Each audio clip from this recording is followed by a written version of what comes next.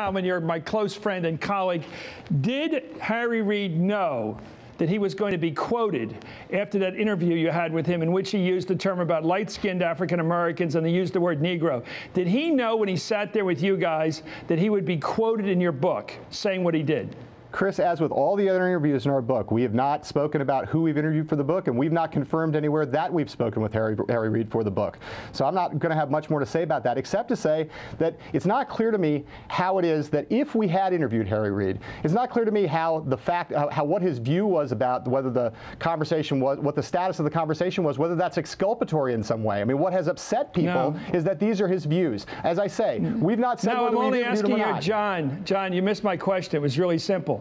It's not about what you used in the book or who you quoted. When you interviewed Harry Reid, did he know he would be quoted? Was it for quotation? As I said, Chris, we haven't confirmed that we've interviewed Harry Reid, and so I have nothing else to say on that. Well, I can confirm it. Let's go on. Let me try with you, Mark.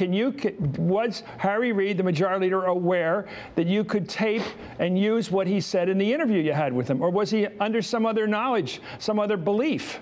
Chris, as your friend Haley Barbour says, I was born at night, but it wasn't last night. I heard John's answer, and it's the same answer as mine. We're just not talking about it because we thought it was important in doing the book, Chris, to give everybody who we talked to confidence that we'd stand by the rules that we set when we interviewed them. We did that with everyone we interviewed in the book. So when he said in the book, according to your attribution, he said privately later, or later privately, that you're not even admitting that that was to you guys.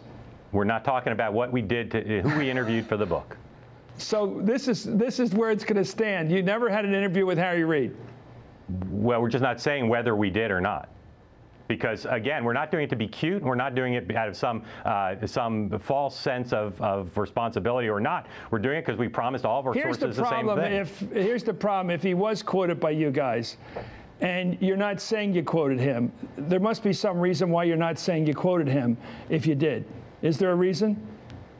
John, would there be a reason why a reporter would quote someone and not say they quoted him? As I said, unless there was a ground rule that said you weren't going to quote him. As I said, what other reason could there be? As I said, Chris, you are like a dog on a bone here. But we've been trying to be steadfast with all. We've done more than 300 interviews with more than 200 people. We made promises to everybody, and we're going to keep them. Okay. Well, when you change your mind about the attribution, let me know, because ground rules are ground rules. Anyway, hell of a book. I love reading every page of it. Everybody loves politics who watches this show should read this book. We'll argue about ground rules later. Mark Halperin, John Howman, I have great respect for your work. Great work here.